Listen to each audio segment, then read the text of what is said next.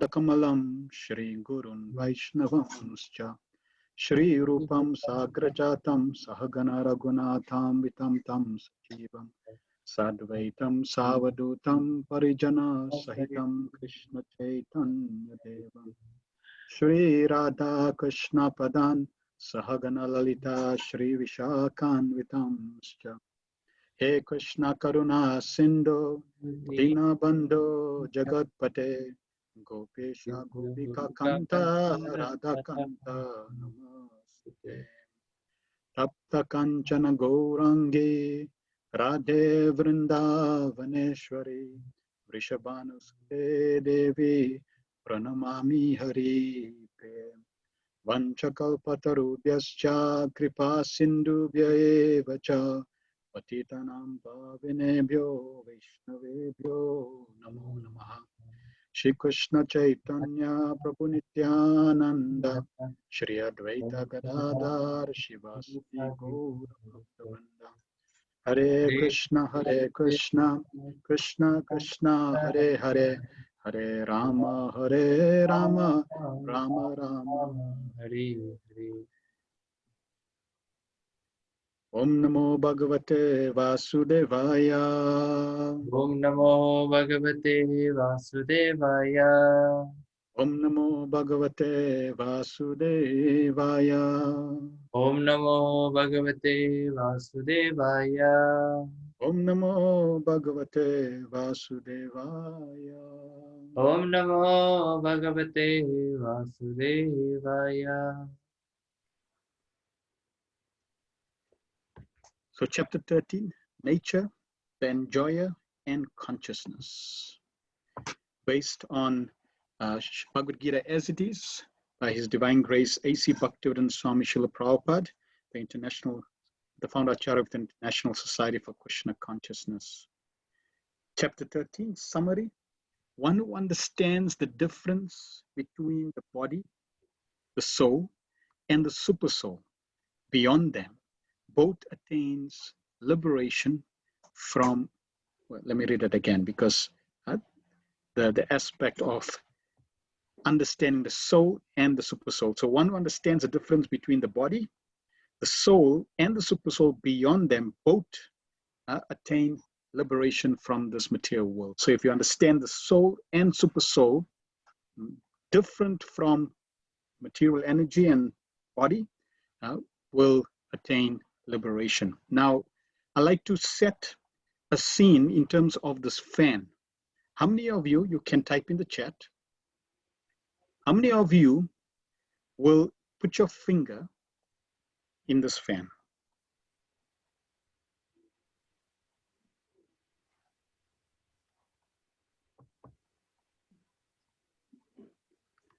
Besides Mother Hemavati, if she's on, she wanted more suffering. She was praying for suffering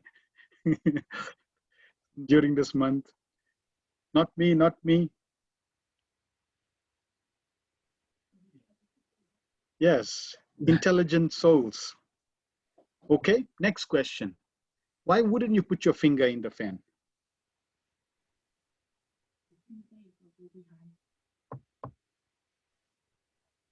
Why wouldn't you put your finger in the fan? You get hurt. Tried it before. Not nice. Yes, Jivananda. Correct. You'll get hurt.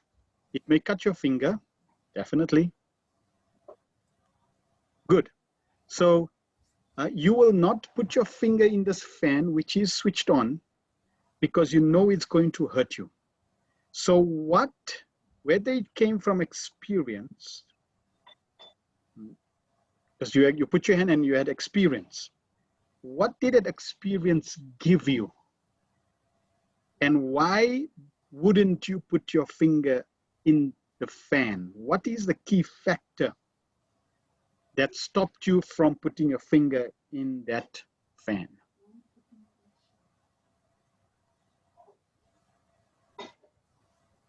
Very good. Suraj, knowledge. It is knowledge that prevented you. Whether that knowledge came from somebody told you, don't put your finger in the fan, you'll get hurt, right? Like Srila Prabhupada gave the example when his son was small, his son would always come to the fan and want to put his finger in the fan.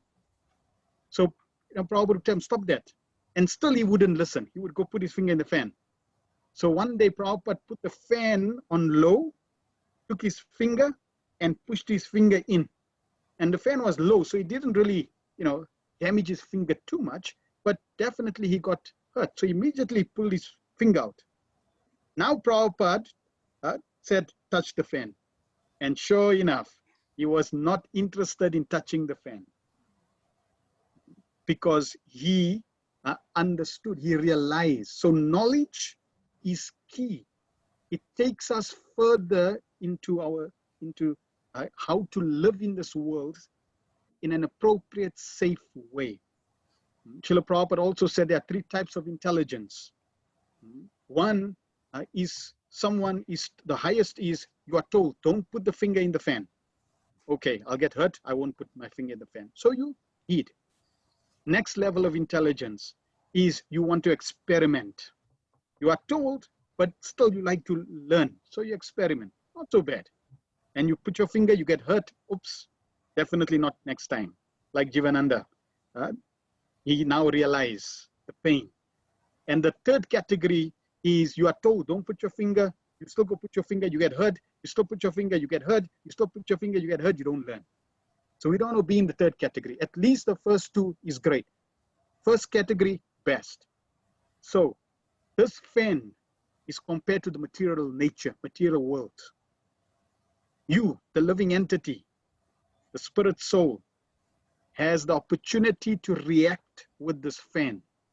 If you have the wisdom of the Bhagavad-gita, you will know how to use this fan. Not for pain, but you will know how to use this fan in the service of Krishna, for giving service.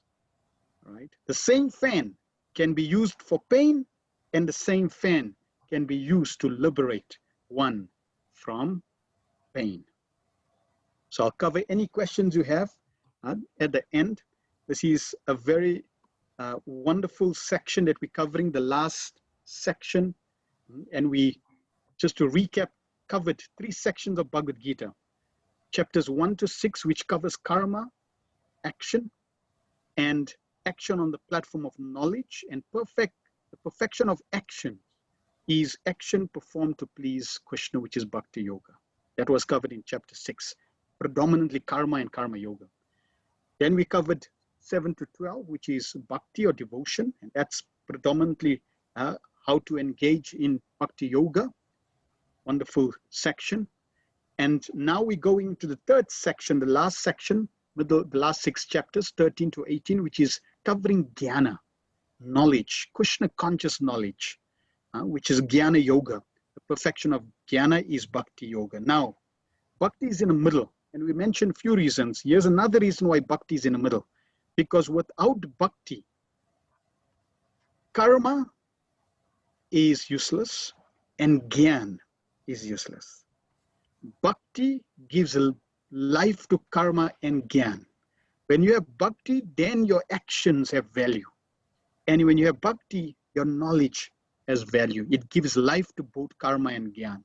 So you will find Krishna also is giving knowledge which will enhance our devotion, which will solidify our devotion to him. The knowledge in this last chapters, 13 to 18, is, you could say, technical, because now it's moving away from just devotion. Krishna is now going to use knowledge, and it may be a little technical for some of you.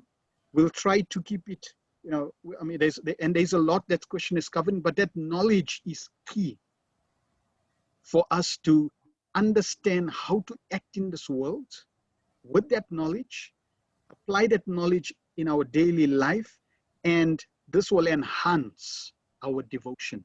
And throughout the different chapters, Krishna gives many, many wonderful benefits of that knowledge. Just like that fan. If you have knowledge, you will avoid suffering. So knowledge, bhakti knowledge, knowledge related to Krishna consciousness is very, very important. This chapter has 6 sections. Arjuna presents or asks a question to define or ask Krishna to please clarify, answer 6 terminologies: Prakriti, Purusha, Kshetra, Kshetragna, Gnanam, and Gnayam. And then Krishna begins to answer these different questions. So the first section is Arjuna's questions. Text 1. Arjuna said, "My dear Krishna, I wish to know about Prakriti, nature, Purusha, the enjoyer, the field, the knower of the field, and of knowledge and the object of knowledge." So these are Arjuna's 6 questions. When I move my cursor, you can see my cursor? Yes, Prabhu. Yes. Right. So these 6 questions, the first one is Prakriti, and it's good to learn the Sanskrit.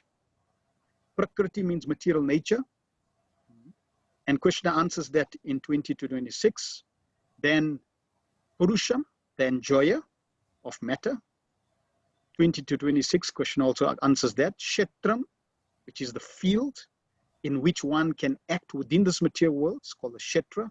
Kshetragnam, which means the knower, the entity of the knower of the field, or that entity that experienced the field of actions. That's in 2 and 3. Gyanam, knowledge and the process of acquiring knowledge, right? What is knowledge and what is the process of acquiring knowledge? And then Gnayam, the object of knowledge. What is the goal of knowledge? If I, what is my focus? What is the end goal? If I got knowledge, where am I going to end up? So these are 6 very, very wonderful questions, and the Lord starts to answer. So in this first section, Krishna is going to answer 3, which is Kshetra, and 4, Kshetragna, the field of activities and the knower of the field. So in text 2, Krishna answers about Kshetra and Kshetragna. And Krishna says that one who knows this body is called the knower of the field. And the Kshetra is this body is called the field. So the body is called the field, and one who knows this field is Kshetra. And generally the soul knows the body. Just like I know this body, not to the full extent, to some extent, I know this body, right? I can experience this field that I'm in. So that's the Kshetragna, one who knows the field and the field. Now the Kshetra, the body, for whom is it? Who gets the body as the field of activity is the conditioned soul. And why does the soul get this body? The soul is entrapped in material existence because of its attempt to lord it over material nature. It wants to exploit this field, and therefore it gets the body. And what's the criteria? According to the capacity to dominate material energy and according to the capacity to enjoy sense gratification, one gets a particular body to function accordingly. So this field can be compared, or this body, Kshetragna, can be compared to a field, like a farmer's field. And a farmer has his plot of land, and he can sow different seeds and bear the fruits of those seeds. Similarly, we act with this body, and we sow different seeds and enjoy or suffer the results, the harvest. So therefore, we are like the farmers farming through this body, this vehicle, which is the field. Then in text 3, Krishna defines Kshetragna and Gnanam. But he already defined Kshetragna in the previous verse. Now Krishna is going to define a second knower. And he says there is also a second knower to all the fields, and that is the super soul. The super soul knows all the fields, whereas you just know your field. And then Krishna answers Gnanam, to understand the body, its knower, which is 2 knowers, super soul and soul, is called knowledge. So real knowledge is really understanding the body and the soul, its knowers. So to study the subject matter of the field of activities and the knower of the field of activities very minutely is called knowledge.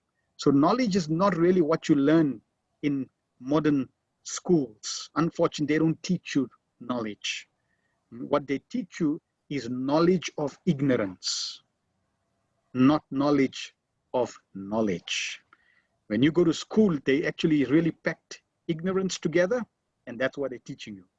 Because in no school or university did it teach you the difference between the spirit and matter, and the knowers of that, of both, or the controllers of both, etc. They don't teach you that.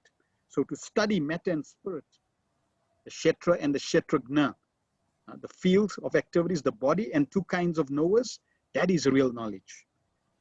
And we know that the super soul and the individual souls are both knowers.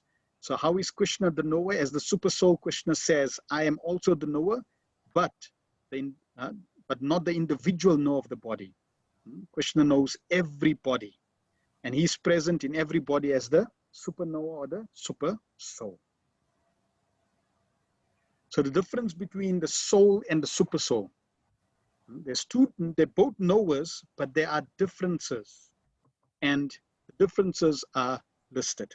So the living entity is known as Jivatma, whereas God, the super soul, is known as the maintainer of Paramatma. The soul is Anu, very, very tiny, and the super soul is infinite, Vibhu. The soul is cognition only of his own body, whereas the Lord knows everybody, every living entity, every aspect of his universe, the Lord knows. The soul is the secondary proprietor of the body.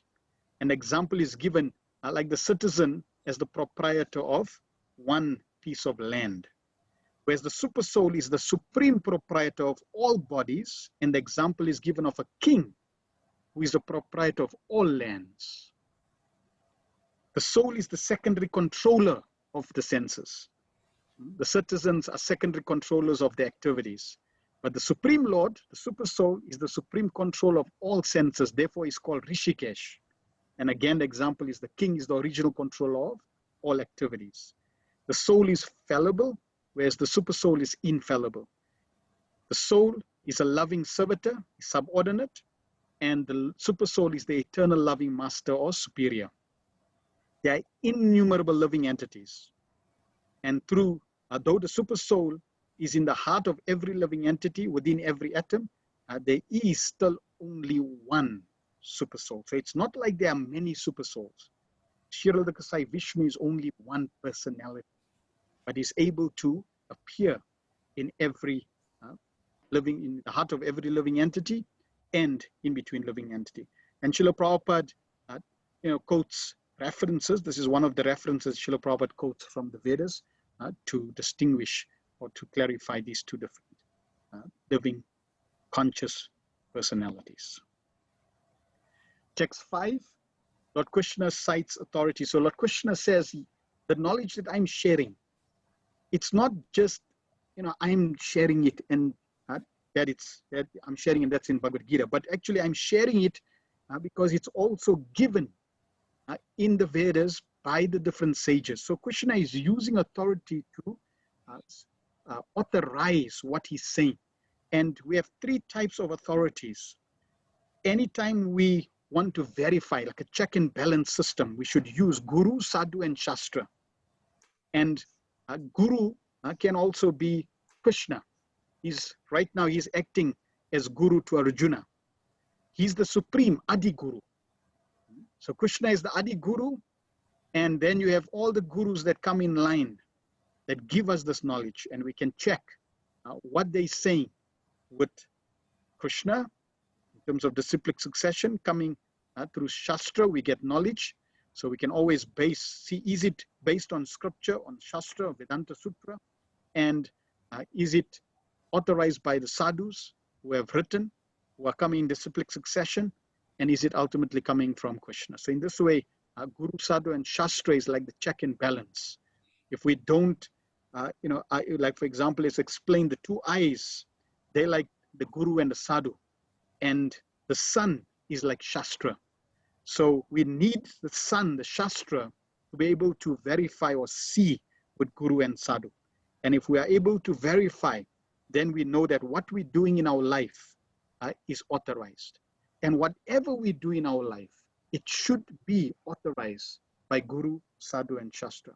If the Guru says that I am God, and the Sadhus and Shastra do not say that, then we should immediately understand that is incorrect. Okay, so they cannot contradict themselves.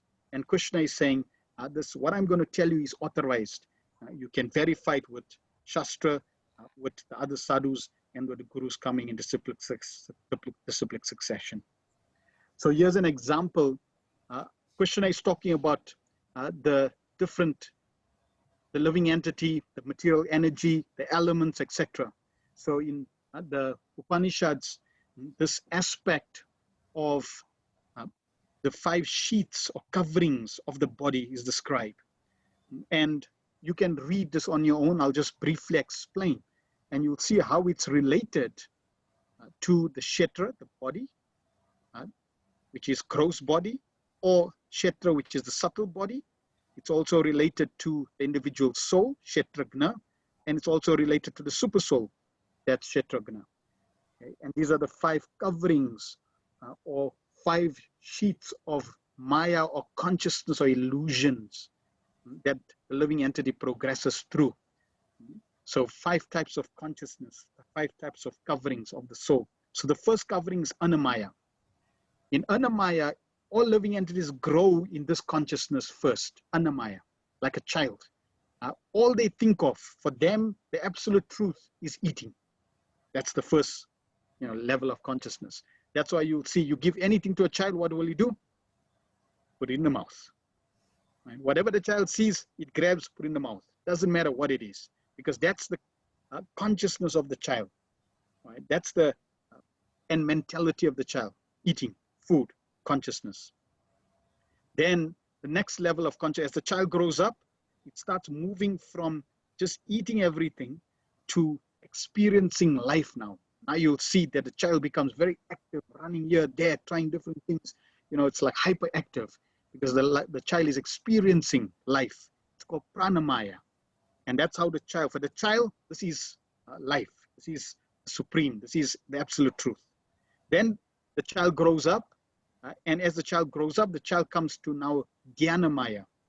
So you'll see the first 2 is very much related to the gross body. The next one is now related to the subtle body.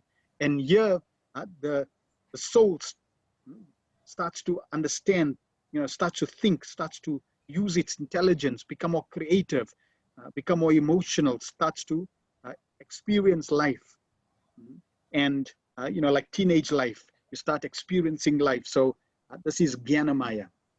Then you come and you go to the next level of consciousness, which is Vijnanamaya.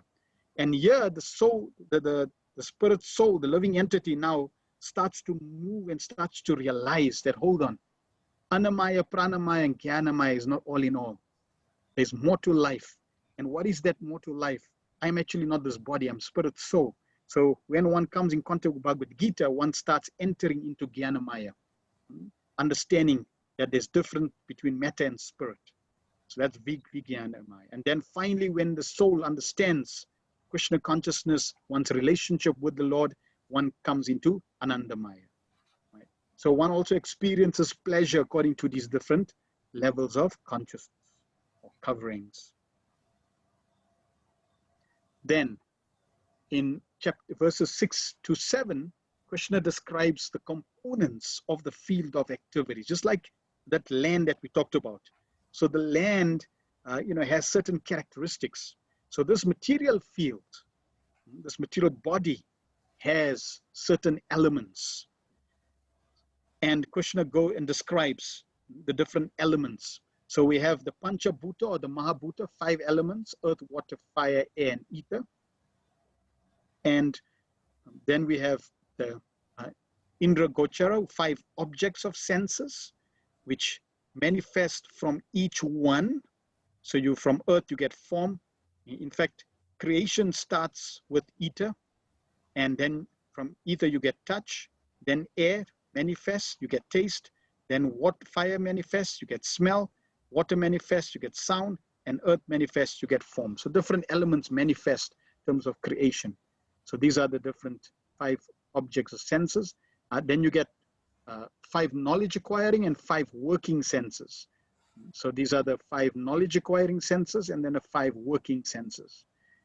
Then you also get the 6th sense called the mind. Okay? And these make up Dasha Ekam, 11. So generally you have 11 senses that you can interact with in this world. You have the intelligence, the buddhi, and the false ego, ahankar. And then you also have pradhan, which is the unmanifested elements. So these are the different elements that constitutes the material nature. Then Krishna also talks about transformation of the field. The field goes to different transformations. Birth, growth, stays, produces offspring, dwindles, and then dies. Krishna explains that the interaction of this field has 2 results: desire and hate, and happiness and distress. So when you interact with any of the fields, with the elements in this material field, you're basically going to get desire and hate, or you're going to get happiness and distress. And then Krishna explains that the living symptoms is basically consciousness and conviction.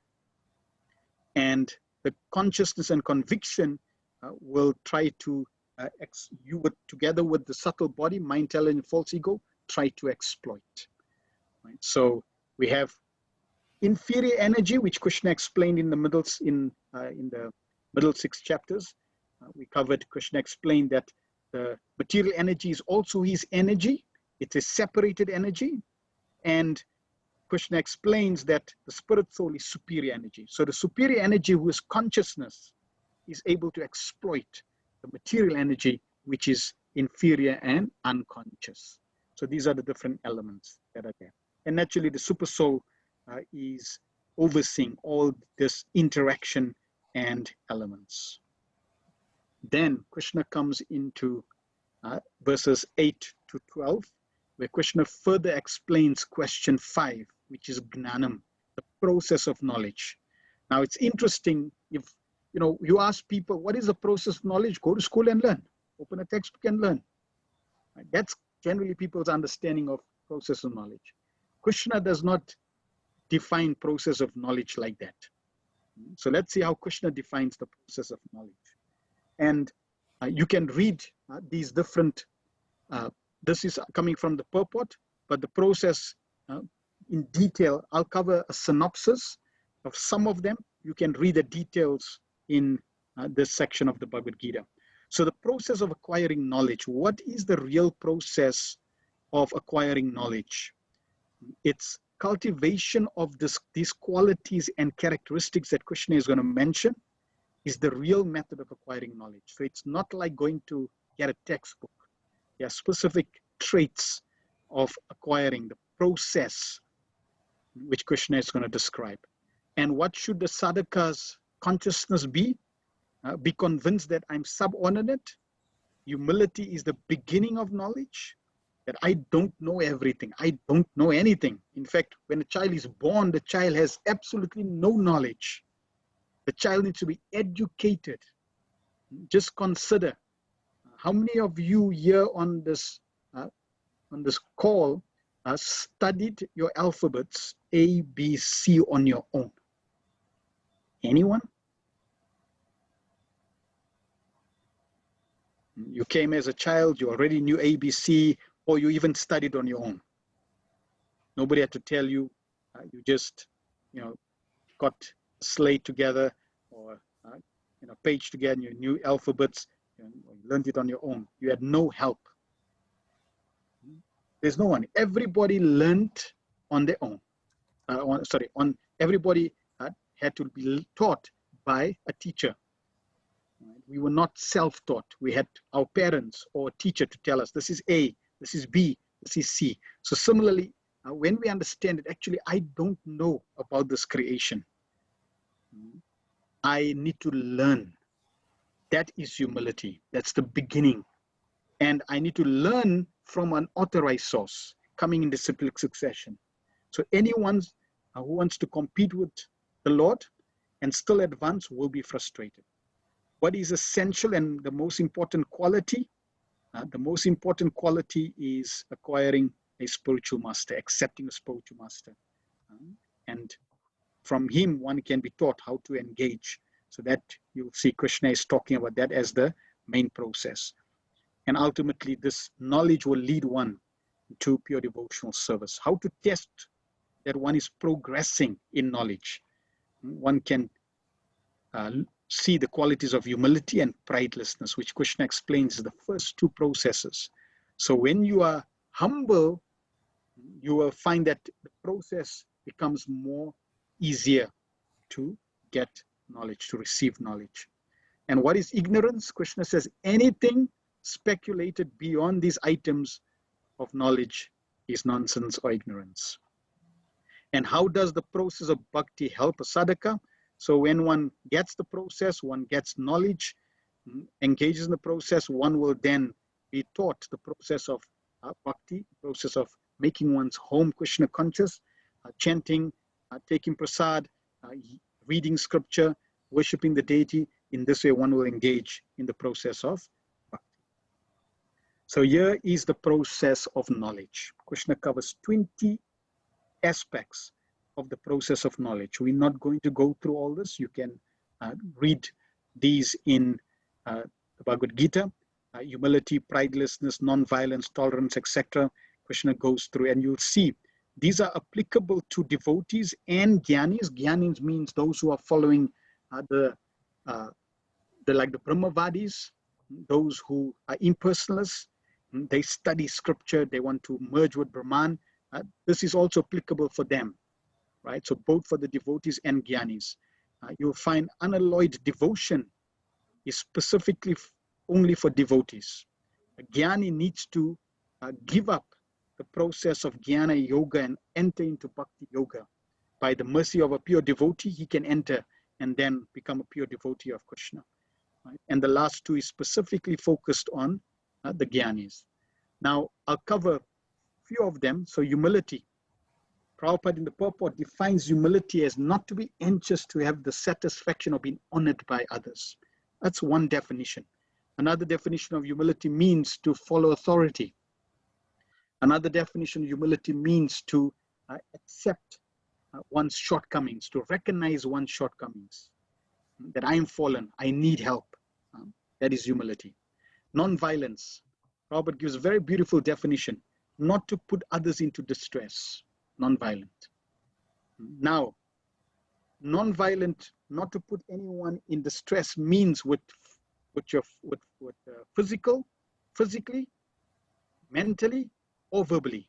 You don't want to put anyone in distress. So you don't want to physically beat someone, causing harm. You don't want to speak things that will cause harm. And you don't even want to think in a harmful way. That is non-violence.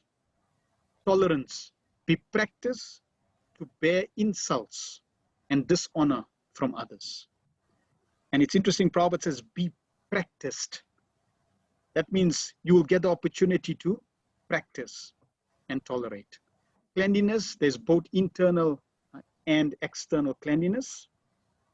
External by bathing and internal by chanting the holy names. Then steadiness, determined to make progress in spiritual life. It's called steadiness. Self-control, to reject anything unfavorable in spiritual life is called self-control. Then absent of false ego means I reject I'm this body and mind, and I accept I'm a servant of Krishna. If you have this type of mentality or consciousness, means you don't have any false ego. As soon as you think or relate in terms of I'm this body, then there is false ego. Detachment, be ready to sacrifice everything for Krishna. That is detachment. And then 19, accept the importance of self-realization, giving up sporting, cinema going, social activities, wastage of time.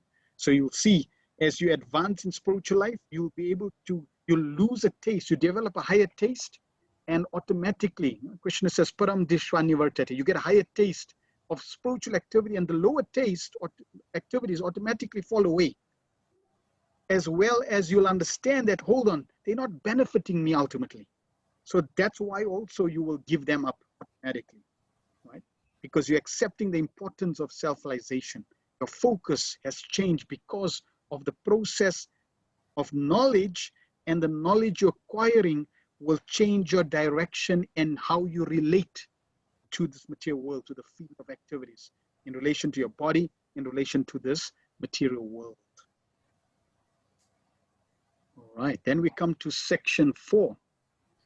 Krishna further answers question 6, which is the object of knowledge.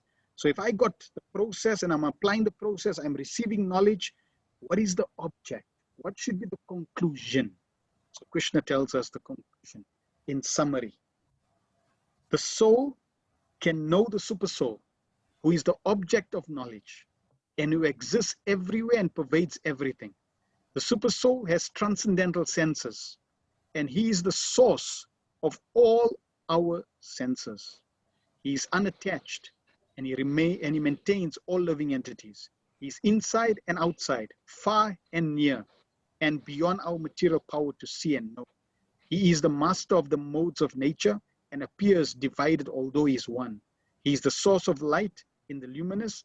He is knowledge, and he is the object of knowledge. He is in everyone's heart. Only the devotee can understand the field of activities, the body, the process of knowledge, and both soul and super soul. So this is Krishna's conclusion in terms of the object of knowledge. It's really realizing the super soul. And we know for the devotee, the super soul in our heart is Krishna, the Supreme Personality of Godhead. For the yogis, the super soul is the form, Vishnu form. And for the devotees, it is the Sham Sundar form. Just like Arjuna in the 11th chapter we covered. For Arjuna, he doesn't want to see the form. He don't want to see the universal form. The only form he wants to see is Krishna's Sham Sundar form. And Arjuna's heart, the super soul in Arjuna's heart is as Radha and Krishna form. Then we come to the 5th section, which is Krishna answering 1 and 2, right? Prakriti, Purusha, and the union, the interaction between them. So now Krishna is going to talk about, Krishna already mentioned about the Kshetra, the field. He mentioned about the Kshetragna, the know of the field. Now Krishna is going to bring in the material nature, the Purusha, who's the enjoyer, and their interaction. So in text 22, this is, you could say, the seed verse. This is called the Bija Vakya, seed verse for the last 6 chapters, right? From this seed verse, all the next 5 chapters unfold. All the next 5 chapters are based on this seed verse. Okay, so let us repeat this seed verse together. Purusha Prakriti Stohi. Puruso Prakriti Bhungte Prakriti Jan Gunan. Bhakti Prakriti Jan Ganan Karanam Guna Sangosya. Karanam Guna Sangyosya Sad Asad Yoni Janmasu. Sat Asadyoni Janmasu. So this is a very, very important verse to learn and understand. The living entity in the material nature thus follows the ways of life, enjoying the 3 modes of nature. This is due to his association with that material nature. Thus, he meets good and evil amongst various species. So his association, guna sangasya, the living entity follows the 3 modes. He's associating with the 3 modes. And because he's associating with the 3 modes, he's getting the results of good and bad amongst different species, and the desire and hate that comes through as he's associating with these modes and living in this world. So the desire to enjoy forges the bond between the Purusha and Prakriti. Here, Purusha is the living entity, Purusha, and the material nature is Prakriti. And the material nature we already heard in the last 6 chapters, the middle part, that the material nature is constituted, Devi Sugunamai, is constituted of the three modes of material nature. So really interacting with the modes is what causes one to get into different species. Scripture describes that all these different species are acquired by the combination of the 3 modes. Just like the 3 primary colors, when you mix the 3 primary colors, you get all varieties of colors. So you mix the 3 primary modes. Right? Goodness, passion, ignorance, you get all varieties of combination of modes, and each combination of modes produce different species. So to give an example, there's a gradation. We don't accept Darwin's theory of the evolution of species. We accept the evolution of consciousness. And as the consciousness of the living entity evolves, he takes on different species, different coverings, because all these species exist in Brahma's wardrobe. But according to our association with the modes, we acquire the conditioning and we get different species. It's explained the lowest species is aquatics, and then there's different levels of aquatics. There's 8.4 million different species, ranging right from the bottom to the highest. And the human species is, you could say, the highest in terms of a category. And below the human species is beasts. And the top highest level of beasts, animals, is a cow, a lion, or monkey. If you have cultivated a mode of goodness, you come to the mode of, you come to the species of the cow. Next species, the next form is human form in the mode of goodness. If you a tiger, next form is human species, mode of passion. And if you come to the level of monkey, next species, mode of ignorance. So that's how the evolution works according to consciousness and our association with the modes. Then 23 to 26, first Krishna describes the actual Purusha. Krishna already said the first Purusha. Now there's the second Purusha, second enjoyer, right, which is the Paramatma. Krishna is the true Purusha. So the second type of Purusha, he's never entangled like the ordinary Purusha. He's the supreme controller. And he's the proprietor, supreme proprietor, the overseer, and the permitter. So Super Soul oversees and sanctions.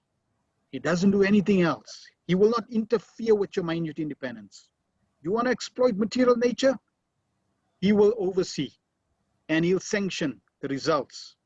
This is what Krishna does as the Super Soul. He's the transcendental enjoyer and is known as the Paramatma or the Super Soul. So this is the supreme enjoyer, the true enjoyer. When we understand, actually, I should not be lording over material nature, I should be giving pleasure to Krishna, you become liberated. And that is what Krishna is mentioning in 25, that the material nature, if you understand that material nature is actually Krishna's energy, and I, the living entity, should not be exploiting, but should be employing the material nature in Krishna's service, right? Then I don't interact with the modes of material nature and become bound, but actually attain liberation, because I understand how to use material nature for a higher purpose, to evolve my consciousness, to surrender to Krishna, right? Like that fan, to use that fan in Krishna's service. So to use material nature in Krishna's service, this is the best form of using material nature to liberate ourselves, not to get bound, not to get entangled. Now, in 26, Krishna explains that there are different processes of realizing this knowledge, the Gyanis, and also realizing the Super Soul. The Gyanis, they will perform Ashtanga Yoga, Gyana Yoga, trying to realize the Super Soul. The devotees, they have an easier process. They just hear the knowledge coming in disciplic succession, like how we're doing. The knowledge that we are acquiring from Bhagavad-gita, for the yogis, it can take billions and billions of lifetimes, because it's a gradual process for them. So for them, it can take billions of lifetimes. We are simply learning it, coming in disciplic succession and saving so much time. That's why we need to realize how fortunate we are to get this wisdom of Bhagavad-gita. Because what takes lifetimes and lifetimes for people to realize, Srila Prabhupada has given that in the book, in his Bhagavad-gita as it is, by the mercy of Krishna and disciplic succession, and in English, Srila Prabhupada has given us. So we are short-circuiting our journey. Example is given of a staircase or an express elevator. Like we have, Carlton Center, 100-story building. So you can take the staircase and climb up to 100 stories. Very, very exhausting and tiring. And can take you a long, long time. Or you can just take the express elevator, jump in, and very quickly you're on the 100th floor. So this process of hearing from the spiritual master in disciplic succession, that's like the express elevator. And then finally we come to the last section, Gyana Chakshu, means having the vision of knowledge, seeing through the eye of scripture, seeing through the eye of Bhagavad-gita. Try to live your life with the philosophy, with the knowledge of Bhagavad-gita. Base your understanding or your actions on the philosophy of Bhagavad-gita. And if you do that, Krishna is going to tell us what happens. So, Gyana Chakshu from 2735, Krishna says, one who can see the super soul, understand the super soul, see the super soul, the living entity, which is the spirit soul different from this body, the material nature, which is Krishna's energy, in the proper perspective, sees through the eyes of knowledge. So we are in this material world, which is a prison house. This material world is not our real home. This material world is like a transit house, transit lounge. We come into this world and we're only going to be here temporarily. We are not here permanently. Yes, we may cycle from birth to death to different species practically for time immemorial, but it's not our real home. We simply have to use this place to elevate ourselves and go back home to the spiritual world. We are spiritual in nature and we belong in the spiritual world. The material energy, this body, is matter, and that's why they say dust to dust, ashes to ashes. This body will merge back into its elements, into the world. But the spirit soul will live on. Spirit soul is eternal. It never ceases to exist. So really when we see these three aspects, the super soul, the soul, material energy, and how we meant to act, that is Gyana Chakshu. In 29 to 30, Krishna talks about, and he gives few verses and he uses this term actual seer. Who's seeing, right? Who's got that perspective to see through the eye of scripture? The actual seer, he does not degrade himself by pursuing selfish desires of the mind. So here you see, the devotee understands that I should not listen to my mind and try to enjoy and exploit the desires of the mind. So I understand I need to serve Krishna, use my mind to engage in devotional service.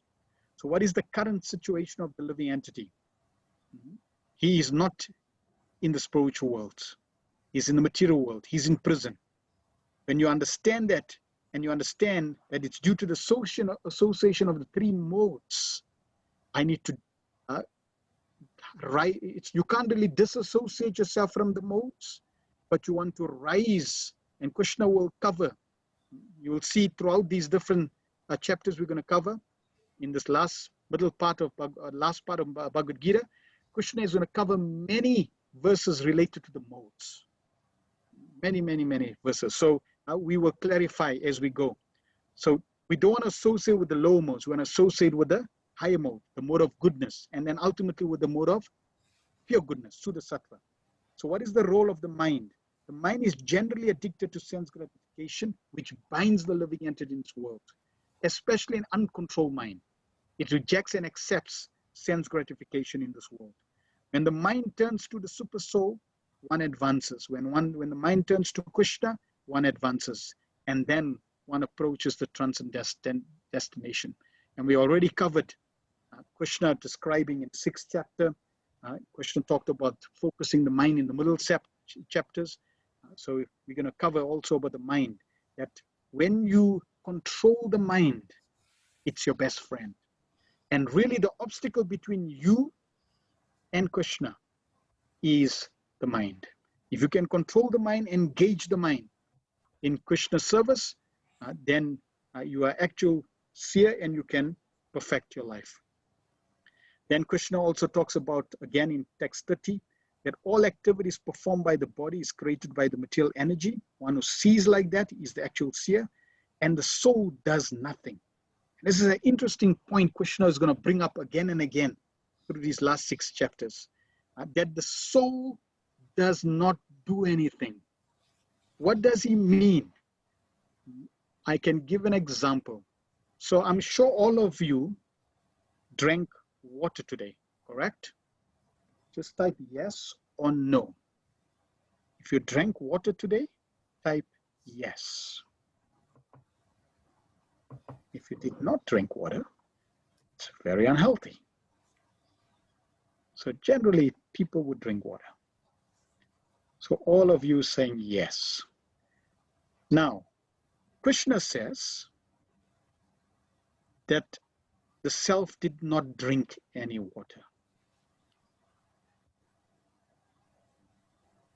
Okay, so how is it that the self did not drink? You just said you drank water, and Krishna is saying, no, you did not drink water.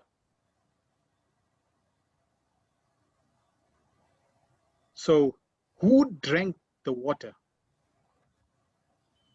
Yes, you're not the body. So that means the body drank the water. You got the glass of water and you put the water, soul, in fact, even the soul didn't put the water. Krishna is going to discuss this. The soul, which is in the region of the heart, 1/10,000 the tip of the hair, he can't even hold the glass. So you in the region of the heart, 1/10,000 the tip of the hair, all you did was desire to drink water. The super soul, as Krishna said, sanctions, gives the permission. The modes, together with the body and the demigods, they give you sanction to hold the glass, right? And then you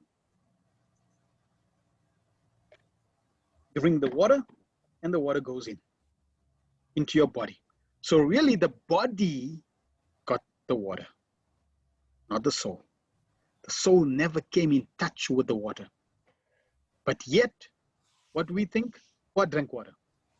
We drink. That is the conditioning. That I'm thinking I'm drinking water, or I'm feeling my thirst is getting quenched. You're not thirsty. Your body is thirsty. So when you understand that the body needs water, not you. The body is the field, and I need to disassociate myself with the body. Then slowly you begin to see properly. You're becoming the actual seer. So that is the point Krishna is making. He sees that neither he nor others are acting. All activities are performed by the body, which is created by material nature. And the body, like a machine, is given by the Lord according to past desires and karma. And all activities are forced according to the bodily constitution. The soul is outside bodily activities. So Krishna says that somebody who sees like that, he's the actual seer. So it's an interesting perspective to life. It's giving you a new perspective to life. That really, you, the soul, you don't become entangled really, and you really don't do anything. And finally, Krishna then gives an analogy just to explain it a little. Because when you're hearing this for the first time, it can be quite bewildering. But slowly, as you practice the process of knowledge and you chant the holy names, slowly you'll begin to realize this more and more. Krishna says, what does a person with Brahman vision see? One can see that the soul never mixes with the body. It's in the body, but it really never mixes with the body. It's imperishable. The imperishable soul is transcendental, eternal, and beyond the modes. And despite contact with material body, the soul neither does anything nor is entangled. And Lord Krishna uses two examples to illustrate the impact on the soul.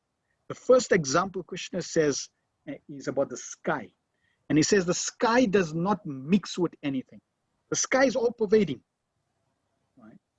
But the sky does not mix with anything. Even though everything is there in the sky, it does not mix. Like the sky, because of its subtle nature, does not mix with anything. Although it's all pervading, similar the soul is Brahman, in Brahman vision, does not mix with the body, though situated in the body. And the air, example is given, air enters into mud, into stool, into water, but does not mix with anything. It still comes out as air. It still stays as air. Some of the living entities situate in varieties of bodies, but remains aloof. And the scientists naturally cannot ascertain this. The scientists cannot detect the soul. It's beyond material elements. So the point is that the soul comes into this world, and the soul is spiritual. It's not entangled. But what creates that entanglement? We said it is guna sangas. It is the association with the modes of material nature. That's the connection. With the false ego, when the soul is connected with false ego, remember the soul has two coverings, right? Two layers of coverings. One is this gross body, and inside this gross body is a subtle body. So in that subtle body, mind, intelligence, and false ego. That false ego is what allows us to think, I am enjoying, I am suffering, I am doing. But actually you don't do, and technically also you really don't experience the suffering. Like I mentioned that fan example. So when you put your finger in the fan, you experience pain. So who can clarify that statement? Now we've covered here till verse 34, right? I put my finger in the fan and I feel pain. Can anyone tell me what's wrong with that statement?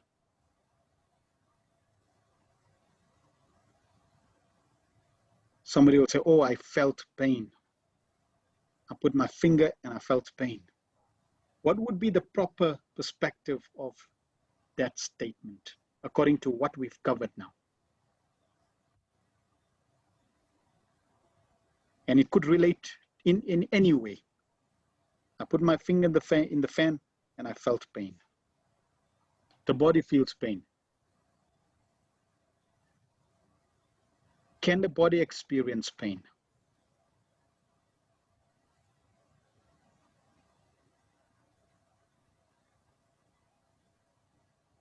Is the body alive or unconscious? Alive or unconscious? The body cannot feel pain. The soul can't be burnt or cut or moistened, right? So the soul cannot experience pain. So even the soul cannot feel pain.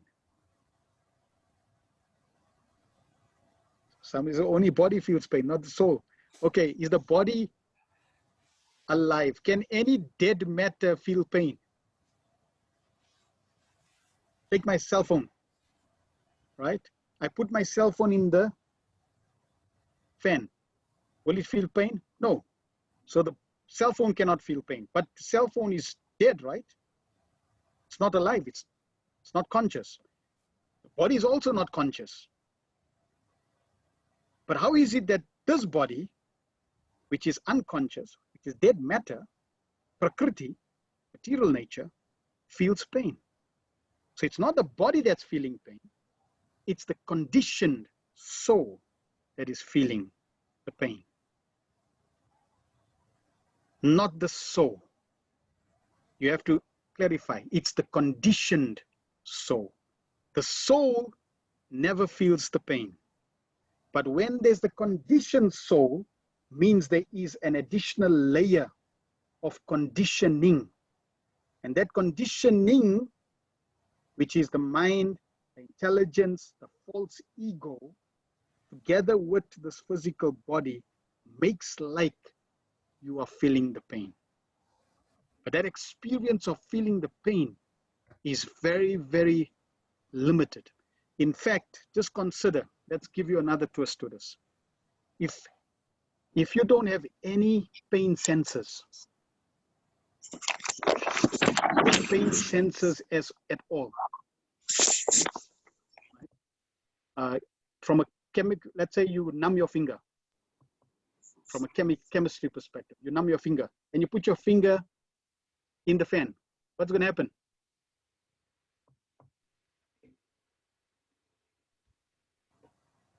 Will you feel pain now? No. So now what happened? Whatever, the soul didn't change, right? The conditioned soul didn't change. All had happened was I changed my sensory perception of my finger. So that means what caused the pain then? Because the soul is still the same. The body is still the same. I changed the state of the finger. I just removed the pain cells. So I don't feel any pain. So that means really the soul didn't feel anything. The pain is coming through the senses perceived by the mind, and the mind feels the pain, not the soul. And that's why if you control your mind, you can control pain. Mind over matter. Right? But that was just an example. And we'll clarify as we go through these different chapters. But Krishna's point is this: the soul is really aloof. Right? But because of our conditioned nature, we're thinking, oh, I got impacted. Oh, he told me something. Oh, I'm hurt. These are all conditional statements. And Krishna is trying to take us out of that. The next example is Krishna gives the example, as the sun illuminates the entire universe, the soul illuminates the entire body by consciousness. So Krishna is giving a very clear understanding. How do I know that the soul is in this body? Krishna says, the proof that the soul is in this body is because there's consciousness that pervades this body. This cell phone, right, does not have consciousness. And because it does not exhibit consciousness, it's clear that there's no soul in it. Any object that exhibits consciousness means there's a soul in it. So a beautiful example that Krishna gives. And we know that there's individual consciousness and there's supreme consciousness. Individual consciousness is coming from the soul, and the supreme consciousness is coming from the super soul, or from Krishna himself. And finally, we'll conclude with this one verse, last verse. And this last verse is Krishna's way of summarizing this chapter: nature, enjoyer, and consciousness. And Krishna says, those who see with the eye of knowledge the difference between the body and the knower of the body, and can also understand the process of liberation from bondage in material nature, attain the supreme goal. So when we understand, when we see Gyana Chakshur, see through the eye of scripture, try to understand, try to see. When Krishna says, makes these statements, sometimes it'll be like, no way. I mean, it doesn't make sense. Or it may be, wow, that's interesting. Contemplate on it, think on it. So tomorrow, when you're having your shower, try to just contemplate on this point. You know, Krishna says, I do nothing. Krishna says the soul doesn't do anything. So I'm not really taking the shower. The body is taking the shower. Right? Just contemplate. And when you see like that through our scripture, the difference between body, the know of the body, and the process of liberation from material nature, what will be the result? Krishna says, will attain the supreme goal. So now this section is, last 6 chapters is about Gyan. It's about knowledge. So therefore you'll see how Krishna is focusing on the knowledge aspect. And if you have this knowledge, you will also achieve the destination, because that knowledge will direct your actions appropriately, properly. It will allow you to respond properly and appropriately to material nature and its consequences and interactions. And you'll be able to make the proper decisions to dedicate your life in the right direction to the lotus feet of Krishna, serving Krishna, and ultimately achieving his supreme shelter back to the spiritual world. And that brings us to the end of this chapter. Thank you very much. Srila Prabhupada Ki Jai. Let us cover any questions that you may have. Okay.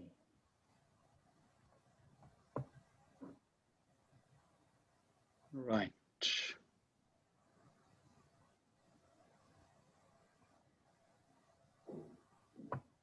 We become conscious of consequence. Okay. Why is Annamaya still a category of Maya? So the word Maya in Sanskrit can have different meanings. One definition of Maya is that which is not. So generally, that's a common terminology that we use. Maya, like material energy. I'm in Maya. Okay, I'm in ignorance. I'm in illusion. So that's one category. The other definition of Maya, like for example, we say Mahamaya, Yoga Maya, could be a personality, right? That's in charge of the energy. And Maya also means consciousness, covering. So Ananda Maya means the covering of Ananda, the consciousness of Ananda, which is connected to Krishna. Okay? Like Yoga Maya and Mahamaya. Yoga Maya is the covering of the living entity for Krishna's pleasure. Mahamaya is the covering that covers the living entity for exploitation. Yoga Maya brings you closer to Krishna. Mahamaya brings you away from Krishna. So that's the definition of Maya. Okay. Why is it that some desires are immediately manifested and other desires take long to manifest or does not manifest at all? Very good question, Sharina. So we have to understand that our life is one slide in many slides of our life. We had many previous slides, and we're going to have many future slides. And desire and fruits that manifests, they manifest according to time, place, and circumstance. So let's say, for example, we take the same example of the field. Now, if I plant, if the farmer, the knower of the field, if he takes the field, Kshetra, and he plants, so let's say he sows mango seeds, flowers, different types of flowers, different types of vegetables, different types of herbs, different types of fruits, different types of trees. Next year, will all the seeds fructify equally? And the answer is no. There'll be some trees that will be seedlings, some will be already grown. There's the Chinese bamboo. It takes over 5 years.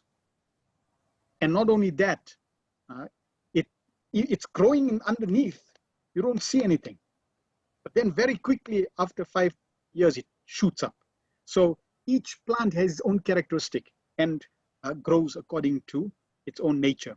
Similarly, the desires, we may act, right? And when we act, there are 2 consequences in every action. This is described in Nectar of Devotion, Bhakti Rasamrita Sindhu. When you act, let me give an example. Let's say I smoke. So due to Sangha, association, somebody says, yeah, try smoking. So I take the first puff, I try to smoke. When I act and smoke, I get 2 reactions. The first reaction is because I did something against religion, dharma, then I acted sinfully, I get a sinful reaction. I may get cancer eventually. Second reaction is I smoked, I had a desire to smoke, I smoked.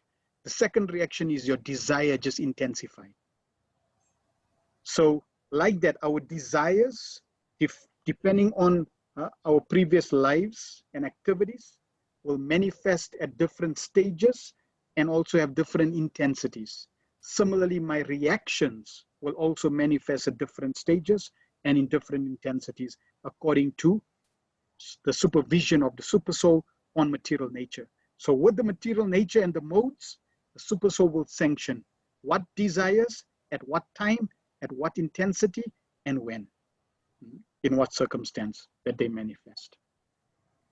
But we always have, at any point in time, like now, I always have the independence to desire or to act.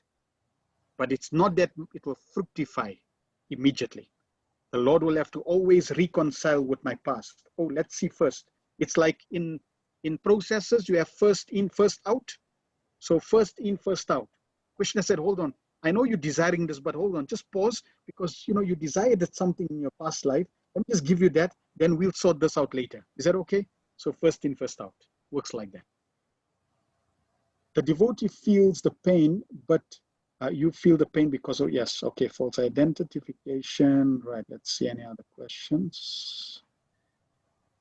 Bhagavad-gita 2:20. For the soul, there is neither birth nor death, nor having one's been, does not cease to exist. It's unborn till existing, undying primarily. It's not slain when the body is slain. Yes. If God can appear in human form, can the devil also appear in the human form? So we have to first clarify, what do we understand by devil? Right? According to the Christian understanding, you get God and you get the competitor of God called devil. According to the Vedic understanding, according to Bhagavad-gita, God does not have an equal. There is no equal to God. The definition of God means that person who has no equal and no above. So he doesn't have an equal and opposite. Neither does he have an equal. He is the supreme. And everybody else is subordinate. All the souls part and parcel is subordinate. So a devil doesn't exist at all. The closest you can get to a devil means someone who stops you, in Christian theology, someone who stops you from serving God. They're always enticing you to move away, to think away, to act away from God. That's the understanding of a devil. For us, that is Maya. Maya's service. She has a thankless task. Maya, Durga Devi, Parvati, her service is to keep the living entities punish the living entities, keep the living entities away from Krishna. In that sense, she's testing you. Right? She's the prison warden. She's meant to keep the prisoners in the prison and not allow them to go out, not allow them to escape. Unless they rectify their consciousness and surrender, then she can help you. But she will test you. So that is Maya. She keeps you away from Krishna. And remember, she only keeps you away from Krishna not because she wants to, it's because of your desire. How to satisfy Krishna's senses always. One can satisfy Krishna's senses always when one is in love with Krishna, always. And if one is not in love with Krishna always, to satisfy his senses always, one can slowly practice to come to that level. I heard a beautiful lecture. Srila Prabhupada was asked by a devotee, Srila Prabhupada, how can I think of Krishna 24 hours a day? Krishna says, Satatam Kirtayantamam, think of me 24 hours. How can I think of Krishna 24 hours? It's just not possible. So Prabhupada gave him a very wonderful answer. Prabhupada said, okay, you working? Yes. How many hours? 8 hours. Okay, so 8 hours out of 24 is gone. You're working. What can you do? And you have to think of your work. Right. You sleep? Yes. How many hours? 6 to 8 hours. Right. So let's say 8 hours sleep. So that's 16 hours gone. You're sleeping. You can't think of Krishna. Gone. So that's 16 hours. Then you have to, get up. You have to clean. You have to bath. You have to eat. Right. So another few hours gone. So another few hours gone. Now you got balance. 3-4 hours left. So then Prabhupada says, what are you doing with that 3-4 hours? If you use those 3-4 hours after doing all this, your work, your sleep, all the other activities, if you now use your spare time, so to speak, if you now use that spare time, 3-4 hours for Krishna, for serving Krishna, Krishna now notices, oh, I see, that's nice, you're using that hours for me. Now Prabhupada says, Krishna will make all the arrangements for you to expand your thinking and loving Krishna and pleasing Krishna's senses more and more until it's 24 hours. Why would Krishna want to expand your time for 24 hours to serve him when you don't even want to serve him for 3 hours or 2 hours or even 5 minutes for some people? It's austerity. To think of Krishna for 5 minutes for people is a huge austerity. So Prabhupada is making very practical. Start with your free time and use your free time to serve Krishna. So don't worry about satisfying Krishna's senses always. Just try to focus on satisfying Krishna's senses when you have free time. And if you have free time and satisfy Krishna's senses, Krishna will make arrangements for you to expand that further and further. I always struggled with the 13th chapter, but today's presentation of this chapter made it so easy to understand. Thank you very much. Thank you, Hare Krishna. Is the conditioned soul covered by the gross body and the subtle body? Yes. Consider this jacket I'm wearing. So this jacket that I'm wearing takes on the shape of my body, right? Similarly, my t-shirt is also taking the shape of my body. So I got the t-shirt and I got the jacket, 2 bodies on this body. And they both have the same shape. So this body, gross body, is my jacket. And inside my gross body, I have a similar shape like this body, which is subtle body. So the subtle body has got the exact shape of a human body. On top of the subtle body, which is so the subtle body is my t-shirt, and over my t-shirt I have a jacket, which is the gross body, and inside that subtle body is the soul. And when you die, process of death, the Yamadutas, they come, they have a rope, and they tie a rope around this subtle body. They don't bother about the gross body. They just tie it around the subtle body, and they yank the subtle body out. And when they yank the subtle body out, you are encaged in the subtle body, and you go with the subtle body, and out you go, destined to your next destination.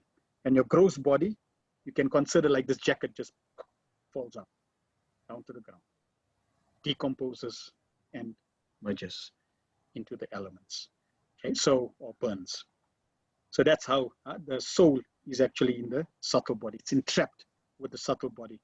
And the false ego is actually what glues the subtle body with the soul. The glue is the false ego. And it's a very, very powerful glue, very strong glue. Just like, we may theoretically say, right, I'm not this body. But if somebody just comes and says something, pinches me, cause some inconvenience to this body, immediately I react. And what's the best process to detach myself, to dissolve this false ego glue? Scripture says, chanting Hare Krishna, Krishna Krishna, Hare Hare, Hare Rama, Rama Rama, Hare Hare.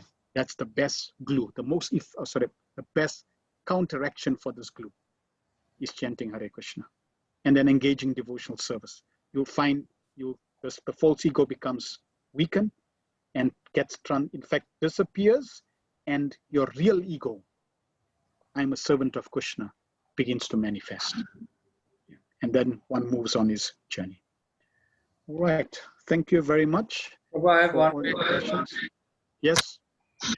So you mentioned about touching the fan and not the body getting hurt, but the soul. So now, when you're fasting, how can you explain that? So it's not the body wants the food, but when you're fasting, I don't know how would you explain that, like in terms of fasting?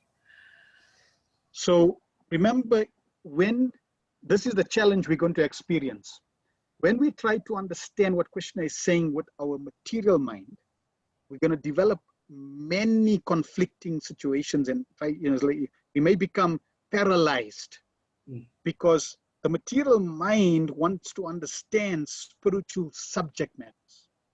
And sometimes that can be very inconceivable. And I'll give you an example. So in the spiritual world, in the material world, we got dead matter, right? And really to say dead matter is technically incorrect because matter is dead, unconscious matter.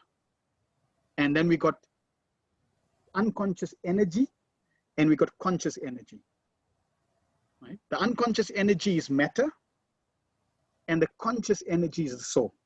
Clear? Okay. Now in the spiritual world, there is absolutely no unconscious matter. In the spiritual world, everything is as conscious as a human being is conscious. Everything. So for example, the table in the spiritual world, guess what?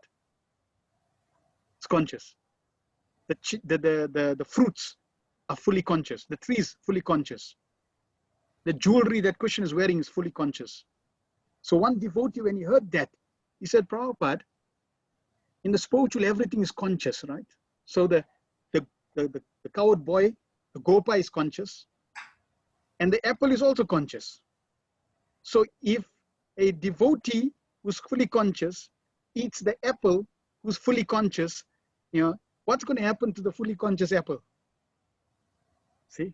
So he's trying to understand it with his material mind. Prabhupada said, stop asking questions like that. When you go to the spiritual, you can figure it out.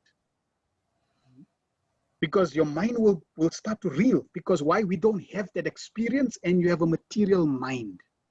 If you spiritualize your mind by putting it in the fire of Krishna consciousness, like putting a metal bar and letting that metal bar, which is ice cold, keep it in fire and becomes red. If you keep it in fire and becomes red, now it's fire. So the more we engage in Krishna consciousness, our mind will also become purified. We'll be able to understand that. So fasting is the same thing. It's the body that's fasting.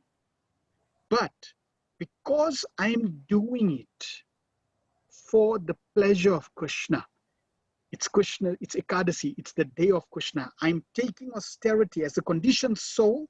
I'm taking on austerity for the pleasure of Krishna. It gives me a devotional result. And as you practice spiritual life, thus in the one of the lessons, Mother Navina Radhika asked about the soul and the size of the soul, the form of the soul. So as you're practicing Krishna consciousness, the soul begins to expand and takes its original form. And what happens is you start practicing spiritual life and experiencing spiritual life with your spiritual senses. And that's why you begin to experience devotional practice like fasting or like chanting or taking prasad with your spiritual senses. And now the soul gets satisfied. Now the soul feels fulfilled because there are activities connected to Krishna. So the experience is totally different. Okay. Is that okay? Yeah, perfect. Yeah, good. Guru, Sadhu, and Shastra is the check and balance. He is the Sadhu in disciplic succession we must approach for initiation to make progress in Krishna consciousness. So remember, even initiation means beginning. I'm committing to the process. And yes, the sadhu must be in disciplic succession. If the sadhu is not in disciplic succession, he cannot be a sadhu because his knowledge and his direction is not connected to the disciplic succession. So sadhus, saintly persons, have to be in 4 of the bona fide disciplic successions. Otherwise, they cannot be bona fide devotees. You can't just have any sadhu floating around, giving his own. A sadhu who is not connected to the disciplic succession, who is giving his own opinion, is called a muni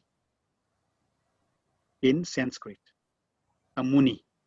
A muni is one who can come up with different ideas. And in fact, a muni's goal is to come up with a philosophy that nobody has ever heard, his own philosophy. That's a muni, right? And in Afrikaans, it says muni. Don't, muni. Just keep away from them. They're not good. Follow a sadhu in disciplic succession. You'll be safe and sound. All right. With that, thank you very much. Sorry we took some time out, more than necessary. But hearing about Krishna is purifying, is wonderful, and especially in this month. All yours, Mukund. Thank you very much. Thank you so much, Prabhu. Hare Krishna.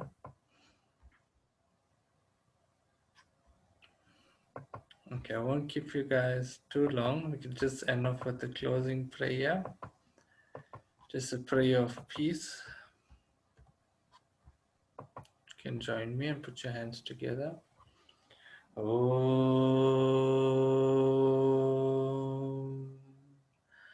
Om.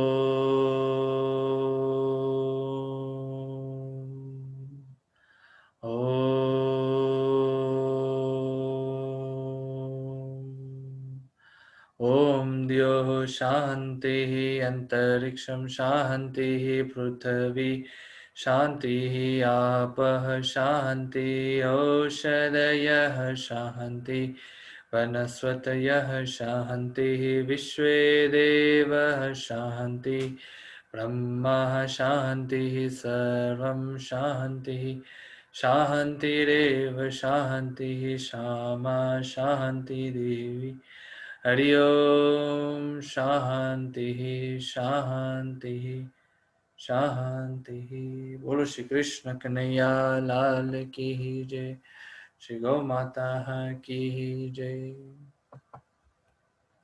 Thank you all for joining us tonight. We will continue again tomorrow night at 8 o'clock. Prabhu will be covering chapter 14. Okay.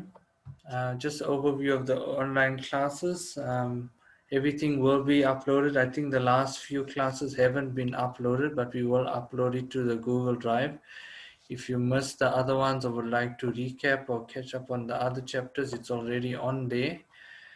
So you can just get the link there, or you can message me and I can even share you the link. It's also on our Facebook page on Govinda's Goshala, so you can access the link there.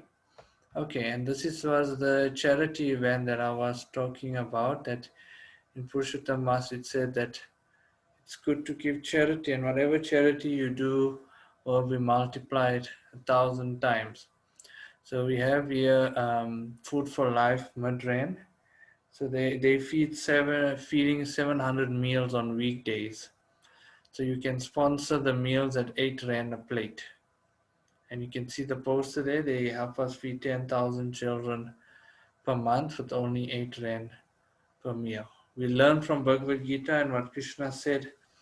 I think it was in the first week, I think, where we said, yes, it's good to give charity, but it's good to give charity that's offered to Krishna, which is Krishna Prasadam, and then that is a good charity. So this is what Food for Life is. They're feeding meals, 700 meals on weekdays. So if you are interested, just take a screenshot of that.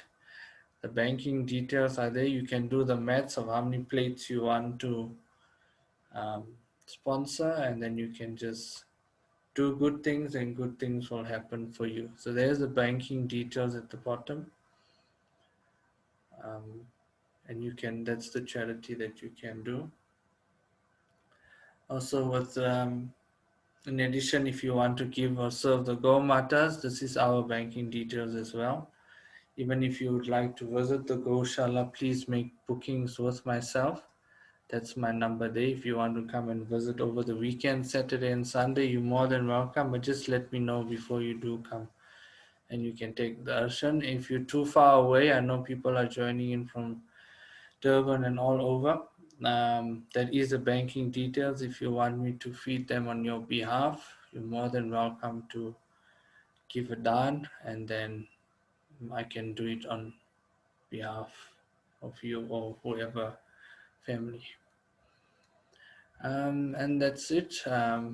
That's my number also for feedback and comments. If you want to be added to the WhatsApp group, Prabhu is also available on this group. If you do have questions that you didn't want to ask or couldn't ask here, you can message him on the group, and yeah, you'll get an answer there.